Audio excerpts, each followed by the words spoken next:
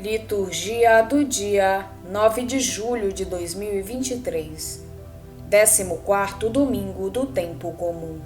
Primeira leitura.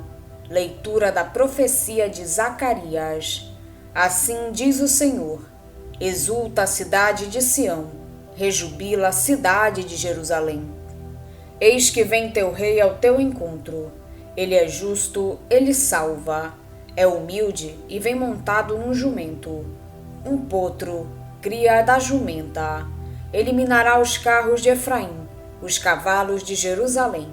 Ele quebrará o arco de guerreiro, anunciará a paz às nações. Seu domínio se estenderá de um mar a outro mar, e desde o rio até os confins da terra. Palavra do Senhor.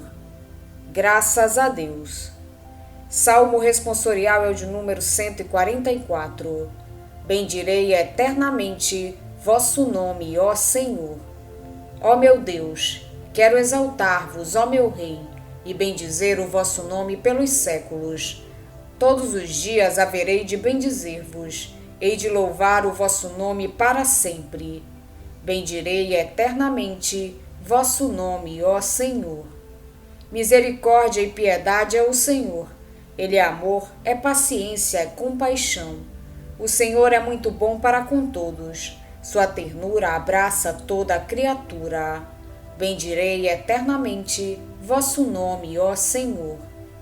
Que vossas obras, ó Senhor, vos glorifiquem, e os vossos santos com louvores vos bendigam. Narrem a glória e o esplendor do vosso reino, e saibam proclamar vosso poder. Bendirei eternamente vosso nome, ó Senhor. O Senhor é amor fiel em sua palavra, é santidade em toda obra que ele faz. Ele sustenta todo aquele que vacila e levanta todo aquele que tombou. Bendirei eternamente vosso nome, ó Senhor. Segunda leitura. Leitura da carta de São Paulo aos Romanos. Irmãos, vós não viveis segundo a carne, mas segundo o Espírito, se realmente o Espírito de Deus mora em vós. Se alguém não tem o Espírito de Cristo, não pertence a Cristo. E se o Espírito daquele que ressuscitou Jesus dentre os mortos mora em vós, então aquele que ressuscitou Jesus Cristo dentre os mortos vivificará também vossos corpos mortais por meio do seu Espírito que mora em vós. Portanto, irmãos, temos uma dívida, mas não para com a carne, para vivermos segundo a carne. Pois se viverdes segundo a carne, morrereis. Mas se pelo Espírito matardes o procedimento carnal, então vivereis. Palavra do Senhor. Graças a Deus. Evangelho de Jesus Cristo, segundo São Mateus. Naquele tempo, Jesus pôs-se a dizer: Eu te louvo, ó Pai, Senhor do céu e da terra, porque escondeste estas coisas aos sábios e entendidos e as revelaste aos pequeninos. Sim, Pai, porque assim foi do teu agrado. Tudo me foi entregue por meu Pai, e ninguém conhece o Filho senão o Pai, e ninguém conhece o Pai senão o Filho, e aquele a quem o Filho o quiser revelar. Vinde a mim todos vós que estáis cansados e fatigados sob o peso dos vossos fardos, e eu vos darei descanso. Tomai sobre vós o meu jugo e aprendei de mim, porque sou manso e humilde de coração, e vós encontrareis descanso, pois o meu jugo é suave e o meu fardo é leve. Palavra da salvação. Glória a vós, Senhor. A liturgia deste domingo ensina-nos onde encontrar Deus. Garante-nos que Deus não se revela na arrogância, no orgulho, na prepotência, mas sim na simplicidade, na humildade, na pobreza, na pequenez. A primeira leitura apresenta-nos o enviado de Deus que vem ao encontro dos homens na pobreza, na humildade, na simplicidade. E é dessa forma que elimina os instrumentos de guerra e de morte e instaura a paz definitiva. No Evangelho, Jesus louva o Pai porque a proposta de salvação que Deus faz aos homens e que foi rejeitada pelos sábios e inteligentes, encontrou acolhimento no coração dos pequeninos. Os grandes, instalados no seu orgulho e autossuficiência, não têm tempo nem disponibilidade para os desafios de Deus. Mas os pequenos, na sua pobreza e simplicidade, estão sempre disponíveis para acolher a novidade libertadora de Deus. Na segunda leitura, Paulo convida os crentes, comprometidos com Jesus desde o dia do batismo, a viverem segundo o Espírito e não segundo a carne. A vida segundo a carne é a vida daqueles que se instalam no egoísmo, orgulho e autossuficiência. A vida segundo o Espírito é a vida daqueles que aceitam acolher as propostas de Deus. Com respeito ao Evangelho, após o discurso da missão e o envio dos discípulos ao mundo para continuarem a obra libertadora de Jesus, Mateus coloca no seu esquema de evangelho uma seção sobre as reações e as atitudes que as várias pessoas e grupos tomam frente a Jesus e a sua proposta de reino. O nosso texto faz parte dessa seção. Nos versículos anteriores ao texto que nos é proposto, Jesus havia dirigido uma veemente crítica aos habitantes de algumas cidades situadas em torno do lago de Tiberíades, Corozaim, Betsaida, Cafarnaum, porque foram testemunhas da sua proposta de salvação e mantiveram-se indiferentes. Estavam demasiado cheios de si próprios, instalados nas suas certezas, calcificados nos seus preconceitos, e não aceitavam questionar-se, a fim de abrir o coração à novidade de Deus. Agora Jesus manifesta-se convicto de que essa proposta rejeitada pelos habitantes das cidades do lago encontrará acolhimento entre os pobres e marginalizados, desiludidos com a religião oficial e que anseiam pela libertação que Deus tem para lhes oferecer. O nosso texto consta de 3 sentenças, que provavelmente foram pronunciadas em ambientes diversos deste que Mateus nos apresenta. 2 desses ditos aparecem também em Lucas e devem provir de um documento que reuniu os ditos de Jesus e que tanto Mateus como Lucas utilizaram na composição dos seus evangelhos. O terceiro é exclusivo de Mateus e deve provir de uma fonte própria. A primeira sentença é uma oração de louvor que Jesus dirige ao Pai, porque ele escondeu estas coisas aos sábios e inteligentes e as revelou aos pequeninos. Os sábios e inteligentes são certamente esses fariseus e doutores da lei, que absolutizavam a lei, que se consideravam justos e dignos de salvação porque cumpriam escrupulosamente a lei, que não estavam dispostos a deixar pôr em causa esse sistema religioso e que se tinham instalado, e que na sua perspectiva lhes garantia automaticamente a salvação. Os pequeninos são os discípulos, os primeiros a responder positivamente à oferta do reino, e são também esses pobres e marginalizados, os doentes, os publicanos, as mulheres de má vida, o povo da terra, que Jesus encontrava todos os dias pelos caminhos da Galileia, considerados malditos pela lei, mas que acolhiam com alegria e entusiasmo a proposta libertadora de Jesus.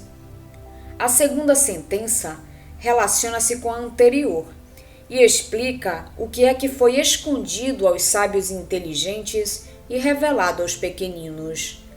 Trata-se, nem mais nem menos, do conhecimento, quer dizer, uma experiência profunda e íntima de Deus.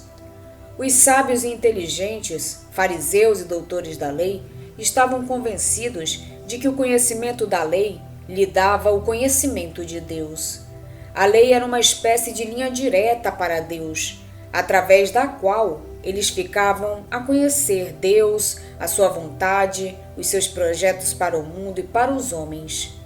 Por isso, apresentavam-se como detentores da verdade, representantes legítimos de Deus, capazes de interpretar a vontade e os planos divinos. Jesus deixa claro que quem quiser fazer uma experiência profunda e íntima de Deus tem de aceitar Jesus e segui-lo. Ele é o Filho, e só ele tem uma experiência profunda de intimidade e de comunhão com o Pai. Quem rejeitar Jesus não poderá conhecer Deus.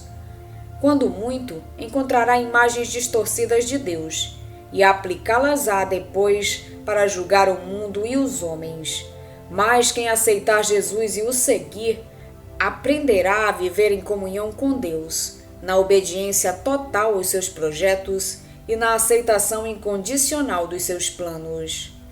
A terceira sentença é um convite a ir ao encontro de Jesus e a aceitar a sua proposta. Vinde a mim, tomai sobre vós o meu jugo.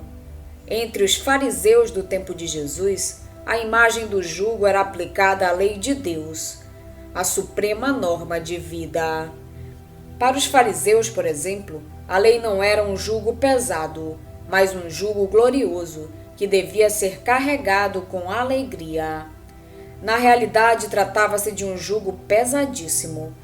A impossibilidade de cumprir no dia a dia os 613 mandamentos da lei escrita e oral criava consciências pesadas e atormentadas. Os crentes, incapazes de estar em regra com a lei, sentiam-se condenados e malditos, afastados de Deus e indignos da salvação. A lei aprisionava em lugar de libertar e afastava os homens de Deus em lugar de os conduzir para a comunhão com Deus.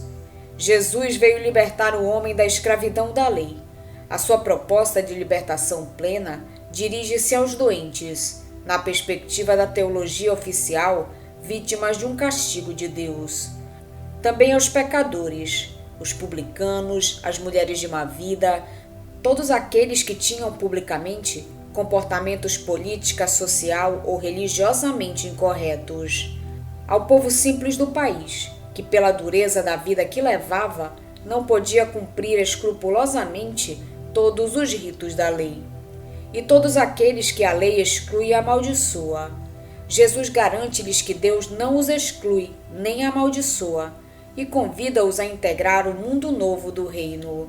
É nessa nova dinâmica proposta por Jesus que eles encontrarão a alegria e a felicidade que a lei recusa dar-lhes. A proposta do reino será uma proposta reservada a uma classe determinada, os pobres, os débeis, os marginalizados, em detrimento de outra, os ricos, os poderosos, os donos da situação? Não. A proposta do reino destina-se a todos os homens e mulheres, sem exceção. No entanto, são os pobres e débeis, aqueles que já desesperaram do socorro humano, que têm o coração mais disponível para acolher a proposta de Jesus. Os outros, os ricos, os poderosos, estão demasiado cheios de si próprios, dos seus interesses, dos seus esquemas organizados, para aceitar arriscar na novidade de Deus. Acolhendo a proposta de Jesus e seguindo-o, os pobres e oprimidos encontrarão o Pai, tornar-se-ão filhos de Deus e descobrirão a vida plena, a salvação definitiva, a felicidade total. Vamos pedir a Deus que nos auxilie no dia de hoje para que possamos permanecer na sua santa vontade. Pedimos também a intercessão da Virgem Maria e de todos os anjos e santos de Deus. Pai nosso que estais nos céus, santificado seja o vosso nome. Venha a nós o vosso reino, seja feita a vossa vontade, assim na terra como no céu. O pão nosso de cada dia nos dai hoje. Perdoai-nos as nossas ofensas, assim como nós perdoamos a quem nos tem ofendido. E não nos deixeis cair em tentação, mas livrai-nos do mal. Amém. Oração. Ó Deus, que pela humilhação do vosso Filho reerguestes o mundo decaído, enchei os vossos filhos e filhas de santa alegria, e dai aos que libertastes da escravidão do pecado o gozo das alegrias eternas. Por nosso Senhor Jesus Cristo, vosso Filho, na unidade do Espírito Santo. Amém. Estivemos reunidos em nome do Pai, do Filho e do Espírito Santo. Amém. Tenham todos um abençoado domingo. Fiquem na santa paz de Jesus. Se inscrevam no canal, deixem seu like e compartilhem essa mensagem com seus amigos. Um grande abraço e até o próximo vídeo.